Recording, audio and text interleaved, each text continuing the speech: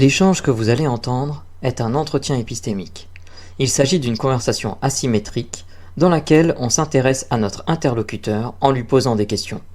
Au travers de celle-ci, nous cherchons à comprendre les raisons qui motivent son avis.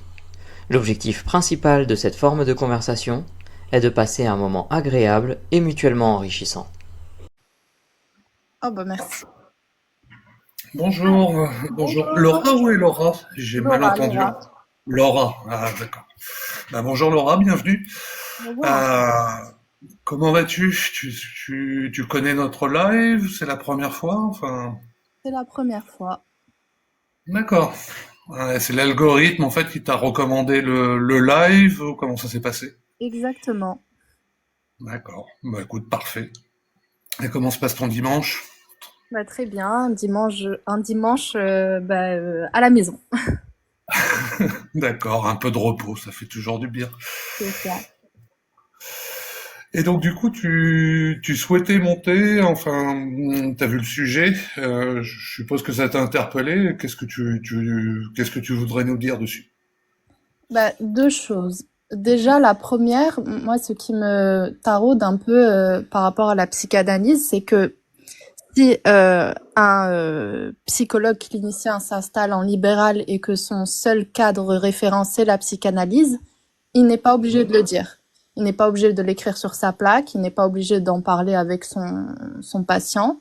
Il peut faire. Et ça, je trouve que c'est un peu de l'abus, parce que un patient peut aller chez un psychologue clinicien.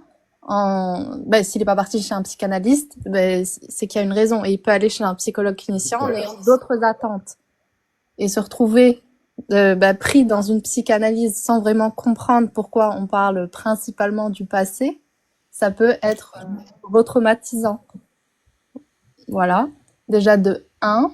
Et de deux, c'est par rapport aux critères de falsifiabilité de Karl Popper, si je me rappelle bien, des cours de terminale. J'ai cru comprendre que en psychanalyse, il y a comme une espèce d'explication pour tout. Dans le sens où si on voit qu'il y a, je sais pas moi, il y a un comportement chez le patient qui ne colle pas à la théorie, on va dire, il refoule, c'est inconscient, c'est une pensée qu'il cache. Et du coup, la théorie ne pourra, enfin, on pourra jamais prouver qu'elle est fausse. C'est comme le serpent qui se mord la queue.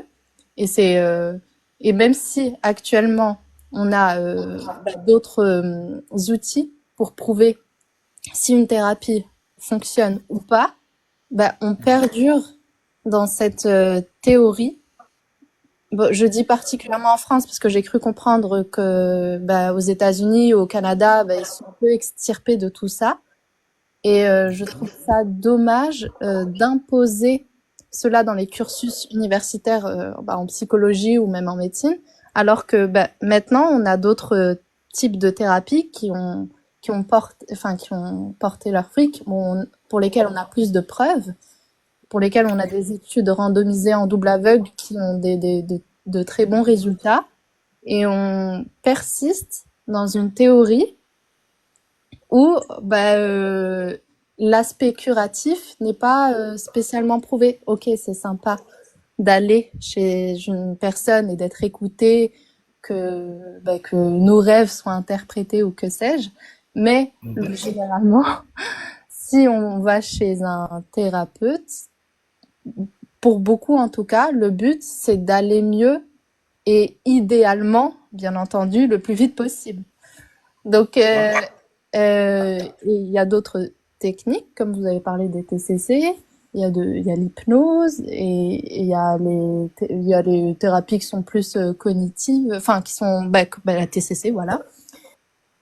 Et je trouve ça lassant de rester accroché comme un mollusque à une théorie qui n'a pas qui n'a pas fait ses preuves. Et c'est pas grave en soi. On a commencé par quelque chose, ça a été très intéressant à l'époque. On n'avait pas les outils comme maintenant, donc en soi c'est pas grave parce que beaucoup de thérapies, même dans la médecine plus organique, on a commencé par des balbutiements théoriques qui étaient Ben, faux, mais après, on s'est rendu compte qu'il y avait d'autres techniques. Et c'est... voilà. Pardon, tu Ok, voulais énormément de temps par rapport bah, à l'Amérique du Nord ou à d'autres endroits du globe. Et d'accord. alors que ben, on avait toutes les preuves ben, disposées devant nous pour nous dire ben, il faut changer parce que les... Enfin, ce n'est pas porté sur une solution. Enfin, on reste, comment dire, on reste à discuter du passé du patient et on Mhm. essaye de faire des liens avec les problèmes actuels. Et des fois, on laisse de côté les problèmes actuels pour parler que du passé.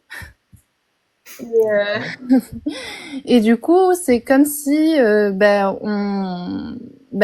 patient se retrouve bloqué dans un espèce de... Ben, il n'est même plus encouragé à faire des changements, puisqu'il reste...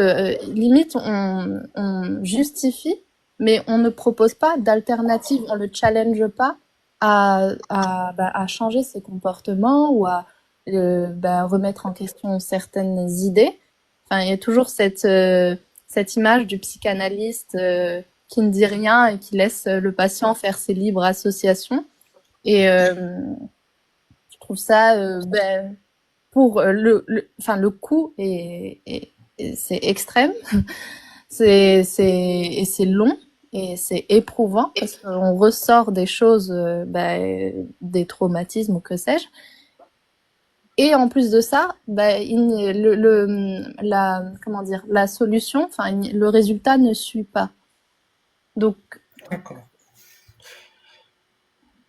Alors, bon, ouais, alors, oui, donc, sur le comment, c'est en fait, voilà, tu travailles peut-être encore actuellement, enfin, tu m'as parlé de L1 de psycho, en tout ah cas. non, je suis plus en psycho. Malheureusement, D'accord. j'ai pas réussi à. Je me suis pas dit, bah c'est juste cette fac qui est purement psychanalytique. Je peux aller dans une autre fac que j'avais pas compris la chose à l'époque. Du coup, je. D'accord. Ouais, du coup, t'as pas accroché à cause de Freud, si je comprends bien. Et du coup, tu m'as parlé de coûts, en fait. Qu'est-ce que tu entends par les coûts? C'était par rapport, si j'ai bien compris, enfin voilà, au travail sur le passé ou des choses comme ça. Bah, par Peut-être que rapport tu au peux un peu coût, plus. oui, dans le sens où, si je me rappelle bien, une psychanalyse, ça peut durer des années. On peut faire même plusieurs séances par semaine pour arriver à l'espèce de lien entre le thérapeute et le patient. Bref, c'est hyper long et c'est super onéreux. C'est pas le truc qui va être remboursé obligatoirement. Mais bon, ce que je voulais dire par le coup, c'est que les thérapies, il y a des thérapies, bon, on va dire des thérapies brèves, où on a, par exemple, un nombre de séances, on a, je sais pas moi, 10 séances, on a un objectif à atteindre par rapport à ce nombre de séances. Et le thérapeute va nous proposer plusieurs outils, plusieurs techniques, je sais pas moi, si la personne est anxieuse, plusieurs façons de gérer cette anxiété et plusieurs manières de challenger ses pensées et de la mise en situation, tandis que laisser le patient faire ses libres associations, ok, ça peut sembler bien parce que ça donne au patient une sorte de sensation d'être ça lui peut lui donner confiance en lui dans le sens où c'est lui qui trouve enfin c'est part de ses ressources qu'il trouve ses solutions. Mais justement, si j'allais chez un cardiologue et il me regardait en mode alors qu'est-ce que vous en pensez, enfin non, il a fait ses études et justement c'est pour qu'il me donne des réponses aussi peut-être que je n'ai pas moi. D'accord. Ouais, tu veux dire qu'en fait, si je comprends bien, ça repose beaucoup sur le patient lui-même et peut-être pas assez d'apport du praticien, en fait, c'est ça? Oui, ouais, voilà, dans un sens. Après, si j'ai mal reformulé ou mal compris, n'hésite pas, hein, à Ah non, préciser. non, c'est très clair. C'est clair et concis. Et c'est pareil, tu m'as dit tout à l'heure, en fait, voilà, que c'était toujours, donc, que c'était imposé dans les cursus. Donc, Tu m'as bien expliqué qu'effectivement il y avait d'autres techniques et que finalement c'était peu performant, enfin, ça paraissait peu performant. Et à ton avis, pourquoi en fait en France c'est toujours dans les cursus, même si ça a tendance à changer, comme tu m'as dit, mais ça a été très long en tout cas, ou c'est très long. Est-ce que tu as une idée de ça? Bien, pourquoi ça reste dans les cursus? Bah, déjà, je trouve ça intéressant d'étudier l'histoire de la psychologie en général, comment ça s'est développé. Et oui, un cours introductif sur Freud, ça fait jamais de mal. Dans une autre raison qui pourrait être, ben, je crois comprendre qu'il y a pas mal d'associations de psychanalyse qui luttent pour justement préserver ben, leur pratique. Et je sais que l'une de leurs explications fétiches, c'est le fait est que c'est le capitalisme dans le sens où, voilà, c'est une thérapie qui demande du temps et eux, ils veulent, et le capitalisme préfère les thérapies qui demandent moins de temps et qui permettent aux patients d'aller au travail plus rapidement. Et du coup, pour eux, là, c'est l'une des raisons. C'est pas le problème n'est pas la psychanalyse. Et pourquoi ça persiste? Bah aussi, je pense aussi la lenteur administrative. Je pense que changer les sujets, enfin les cours, ça peut demander beaucoup de temps et bah, pour les professeurs, pour qu'il y ait un accord aussi au niveau politique, je sais pas. Autre raison qui pourrait expliquer ça, j'en ai pas là tout de suite. Bon, bah déjà enfin voilà l'histoire. Donc, je dirais aussi une sorte de lobby. Et Ouais. pour les cours, tu penses que ça peut avoir vraiment une incidence? Parce que moi j'entends souvent même d'ailleurs juste à l'école, donc avant les cours changent souvent enfin, est-ce que pour toi c'est vraiment un frein en fait que les cours qu'ils existent et en fait ça freinerait, c'est ça en fait? Tu veux le fait que les cours changent, oui, oui. Ben, je sais pas si c'est le fait que ça soit les études supérieures et Mhm. quand c'est le lycée, le collège, enfin ça peut changer au niveau de l'organisation, mais les cours ça reste plus ou moins la même chose, je pense. Je sais pas, j'en ai aucune idée, mais je crois que c'est plus le fait que ça soit des études supérieures et du coup c'est un peu plus complexe, mais j'en ai aucune idée. C'est juste une hypothèse. D'accord. Ok. Bah, écoute, je te remercie. On arrive maintenant aux 15 minutes. En tout cas, c'était très intéressant. Je vais te poser, donc, si tu as dû comprendre, en fait, voilà, je vais demander à mes collègues, on va dire, s'ils ont des questions à emporter. Donc, la question à emporter, c'est juste une question pour toi. Donc, si tu peux y répondre en 2 secondes, enfin, très rapidement, parce que tu as déjà réfléchi, tu peux le faire. Et sinon, bah voilà, c'est une question à réfléchir pour plus tard, en fait. Donc, je sais pas. ProgX, Russell. Alors, je vais répéter une question de Morgane dans le chat.